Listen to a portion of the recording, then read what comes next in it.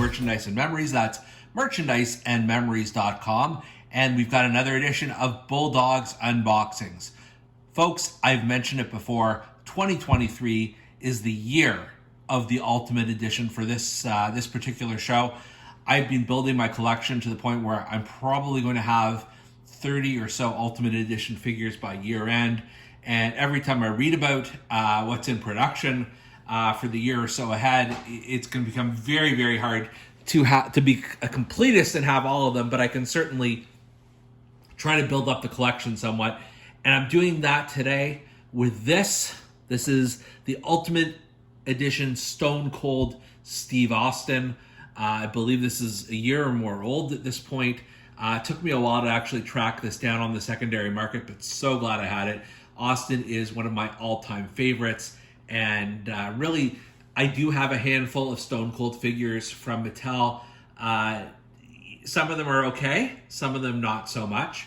So we'll see what this adds, but I can tell you already looking at it, it's a huge improvement. So we've got the classic Stone Cold picture on the box art, and here he's raising the title, and then you see just a regular one, a picture of him in his vest saying, "The shattering of glass means only one thing. The Texas rattlesnake is coming down the aisle, and he's got a Stone Cold stunner ready for anyone even thinking about getting in his way, even and especially if it's his boss, Mr. McMahon.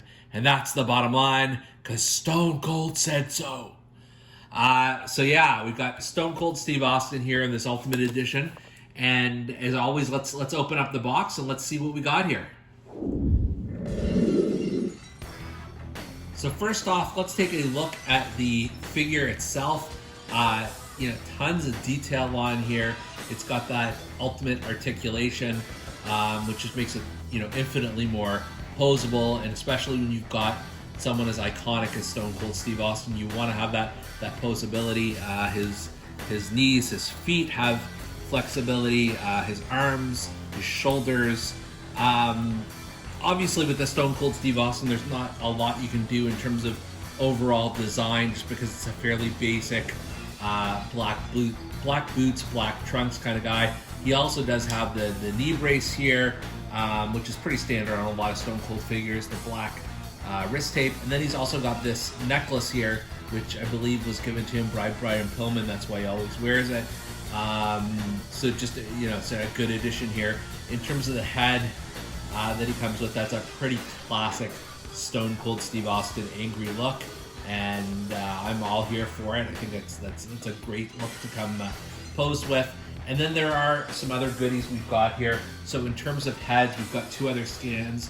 We've got this one here, which is, I don't even know what look he's kind of conveying, but it's a pretty basic look. Not much to this.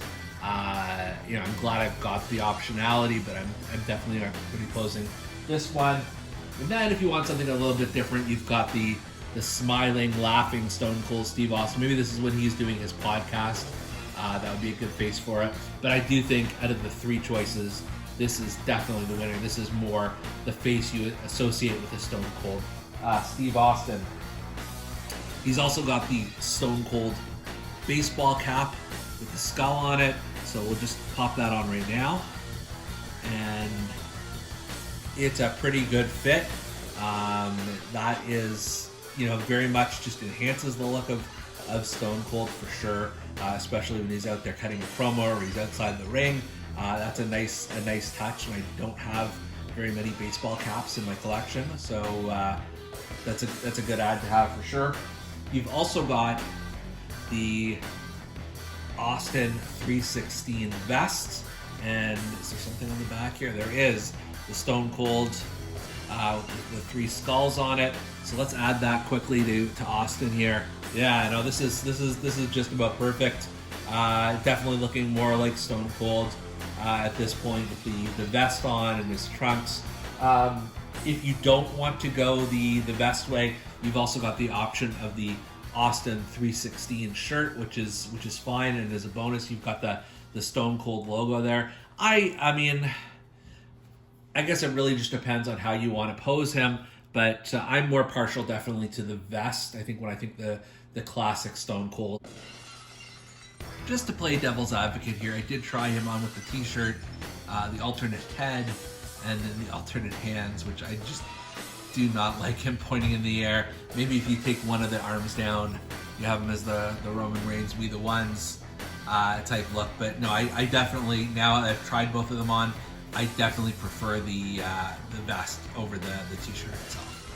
Also got the, I guess this would be not the Smoking Skull, but the Winged Eagle Championship that he first won, the blue one at WrestleMania 14, I think. This has got to be, yeah, definitely. This is the era of Stone Cold being the fairly new babyface at that point. He's got a microphone with the Scratch logo, the WWE Scratch logo on, if that's fine. You know, Austin loves to cut a promo.